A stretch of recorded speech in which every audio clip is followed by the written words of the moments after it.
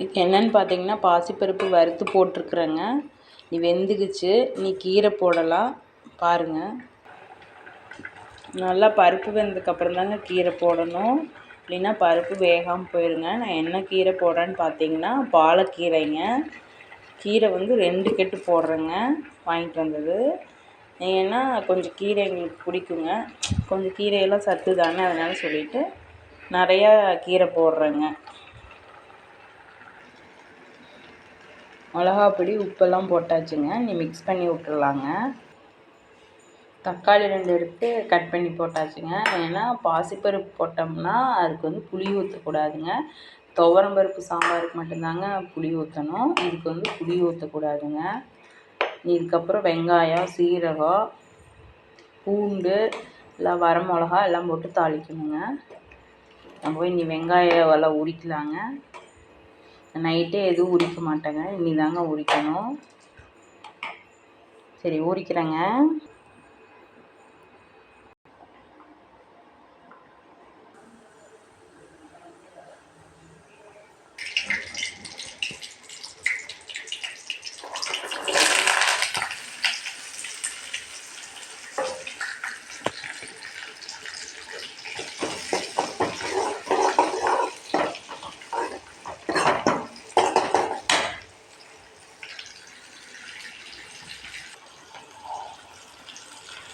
நான் சமையல் ரெடி பண்ணிகிட்டு இருந்தேங்க. அதுக்குள்ளே பார்த்தீங்கன்னா பெரிய பாப்பா குளிச்சிட்டாளுங்க, சின்ன பாப்பா குளிக்க போயிட்டாளுங்க. இன்றைக்கி டிஃபனுக்கு பார்த்தீங்கன்னா என்ன செய்யலான்னு பார்த்தீங்கன்னா புதினா சாதம் செய்யலாங்க. அப்புறம் இன்றைக்கி பாசிப்பருப்பு கீரையும் ரசம் புதினா சாதங்க. பொரியல் டைம் இருந்தால் செய்யலாங்க, இல்லைன்னா மத்தியானத்துக்கு செஞ்சுக்கலாங்க. இன்றைக்கி காலையில் மெனு இவ்வளோதாங்க.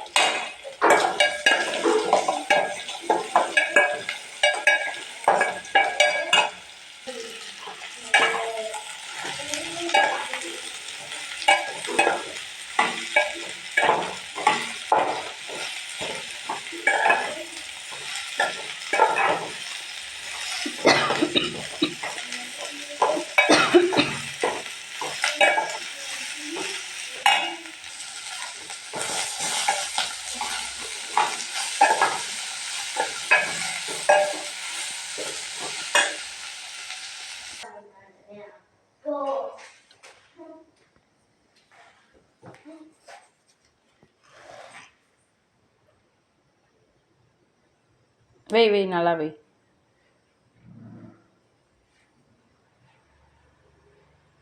இங்கே அம்மா பார்.